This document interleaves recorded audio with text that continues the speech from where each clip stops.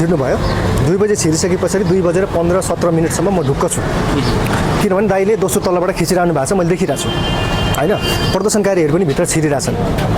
क्यामेराम्यानहरू पनि भित्र छिरिरहेछन् त्यसको अर्थ के हो भने उनीहरू चाहिँ फर्किन्छन् दाइ त फर्किन्छन् प्रदर्शनकारीहरू छिरेको मान्छे त फर्किन्छ नि त त्यही जाने हराउनु त होइन नि म ढुक्क भयो 2 बजेर 17 मिनटसम्म तर जब 2 बजेर 20-22 मिनट कटिसके पछाडि आगो बल्न थाल्यो नि त्यो पछाडि म अतालिन थालेँ क्या मैले दाइलाई कतिचोटि फोन गरेँ तर फोनै उठेन दाइसँग मैले सम्पर्कै भएन क्या त्यहाँ फोनै उठेन क्या दाइको अनि त्यस पछाडि के भयो त भन्नुहुन्छ भने आगो लाग्न थालिसके पछाडि त्यहाँ प्रदर्शनकारीहरू अर्को बिल्डिङमा भएका मान्छेहरू झार्न थालियो रेस्क्यु गर्न थालियो मैले त्यहाँ दाइलाई कुरेर बसेँ त्यो भिडियोहरूमा पनि देख्न सकिन्छ कुरेर बसेर दाइ आउनुहुन्छ होला भनेर यसरी हेरेर बसेको छु होइन आउनु भएन त्यस पछाडि म दौडेर पुलिसकोमा त्यस पछाडि मैले अफिसमा फोन गरेँ त्योभन्दा अगाडि नै अफिसमा त फोन गरिसकेको थिएँ मैले अनि त्यस पछाडि चाहिँ त्यो मेरो त्यो सोचमा दिमागमा के आयो होइन मैले के भेट्छु को भेट्छु सबले सुनाउँदै मैले चाहिँ यस्तो भएको छ त्यहाँ चाहिँ विभिन्न अरू सञ्चारकर्मीहरू पनि हुनुहुन्थ्यो उहाँहरूलाई हल्ला खल्ला फिजाउनुदेखि लिएर प्रहरीको हारगुहार गर्नेदेखि लिएर अनि त्यस पछाडि भएको दाइको 3:30 सम्म चाहिँ फोन लागेको छ मैले गर्दा पनि 3 बजीसम्म चाहिँ फोन लागिरहेको थियो अनि 3:30 सम्म चाहिँ अर्को फोन लागिरहेको थियो भनेर चाहिँ भन्ने कुराहरू आएको छ होइन त्यस पछाडि चाहिँ स्विच अफै भएको थियो दाइको अनि त्यस पछाडि चाहिँ हामी त्यो सहयोग माग्नेतिर नै लाग्यौँ क्या सहयोग माग्नेतिर लाग्यौँ अनि त्यो एपिएफको आएर दमकल निभाइसके पछाडि अनि एपिएफकोले त्यो जुन भन्यो नि मान्छे छैन भनिसकेपछि अनि हामी ढुक्क भयौँ क्या एक किसिमले हेर्दाखेरि दाइ हुनु नै रहेछ बाहिर कतै लड्नु भएको होला अथवा एक्सिडेन्ट भएको होला अनि घाइते हुनु भएको होला हस्पिटल होला भनेर चाहिँ हामीले सोच्यौँ अनि हस्पिटलतिर खोज्न थाल्यौँ अनि त्यो हस्पिटलतिर कहीँ नभेटिसके पछाडि अनि अन्तिम अवस्थामा हामीले अनि त्यो दाइको फोन नम्बर ट्रेस गरिसके पछाडि त्यहीँ देखायो क्या अनि त्यहीँ देखाएपछि अनि त्यही पनि दमकल अझै पनि आएको छैन पछि दमकल आगो भुरुरै बलिरहेको छ त्यही पनि आएको छैन पछि आएको हो क्या दमकल 4:30-5कै हाराहारीमा आएको हो 5कै आएको 4:45 देखि हो त्यहीँ थियो नि अनि तपाईँ हामी सबै थियो नि अनि त्यो भइसकेपछि बल्ल पानी निभाएर आगो निभाएर अनि हेरिसकेपछि अनि बल्ल दाइको भेटायो तपाईँ ठ्याक्कै भित्रै जानुभयो होला होइन म चाहिँ जान सकिनँ म जान सकिनँ भनेपछि उहाँ चाहिँ जलेको अवस्थामा कुनामा चाहिँ पल्टेको अवस्थामा भेटिनुभयो भनेर पल्टेको भन्नाले यसरी अडिस लागेर जब त्यहाँ आगो लाग्यो होइन आगो लागिसकेपछि आन्दोलनकारीहरू कस्तो अवस्थामा हुनुहुन्थ्यो बाहिर माथिबाट मान्छेहरू कसरी झरिरहेको केही मान्छे झरिरहेको थियो एक किसिमको चाहिँ त्यहाँ असुली ग्यासहरू पनि फालिरहेकै अवस्थाहरू थियो होइन त्यो किसिमले हेर्दाखेरि तितरबितरै भइरहेको थियो क्या आन्दोलनकारीहरू जुन मात्रामा अगाडि थिए नि त्यो मात्रामा थिएनन् क्या अनि पुलिसको मैले निहालेको मैले त्यो प्रत्यक्ष देखेको कुरा चाहिँ के हो भने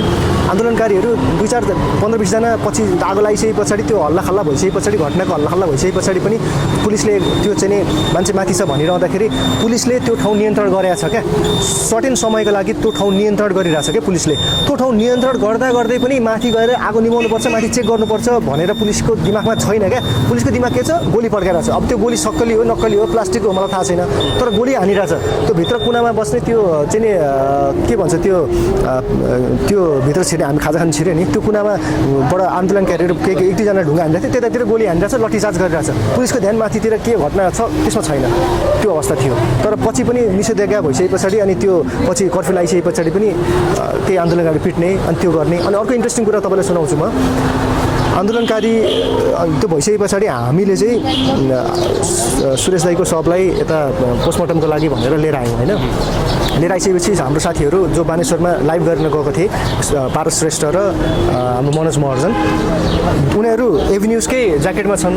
बक्कै त आइडेन्टिटी कार्ड भिडिया छन् एभिन्युजको सहकर्मी एभिन्युजमा काम गर्ने पत्रकारको यस्तो घटना भयो भनेर देशव्यापी रूपमा हल्ला फिजिसकेको छ त्यस्तो अवस्थामा आफ्नो बाइक लिनको लागि पार्किङ गरेर आएको ठाउँबाट बाइक लिनको लागि जाँदाखेरि प्रहरी प्रशासनले उनीहरूलाई पक्राउ गरेर दुर्व्यवहार गरेर पिटेर पक्राउ गरेर तिनकोनीमा थुने ल हेर्नुहोस् त्यस पछाडि हामीलाई फोन आयो अनि साथीहरूले भने हामीलाई त्यस्तो भयो भनेर अनि सरहरूले कताबाट धेरै कुराहरू कता माथिल्लो तहका कर्मचारीहरूलाई फोन गरेर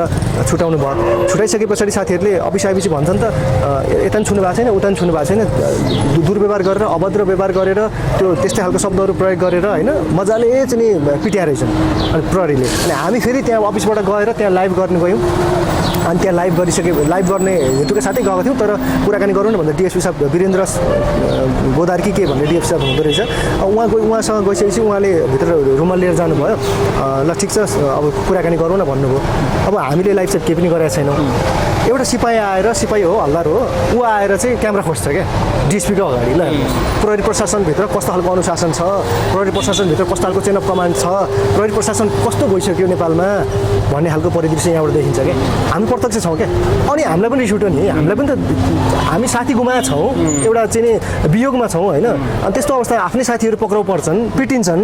अनि हामी क्यामेरा लिएर जाँदाखेरि हामीलाई दुर्व्यवहार हुन्छ भनेपछि अनि त्यहाँबाट हामीले लाइभ गरेर प्रत्यक्ष देखायौँ हामीले यस्तो यस्तो हो डिएसपी साहब यस्तो हुनुहुन्छ यस्तो हुन्छ भनेर सबै देखायौँ अनि त्यस्तो केही अवस्था दिनपछि के देखियो भने अहिले त्यो साथी त्यो पिटाइ खाएको साथी अहिले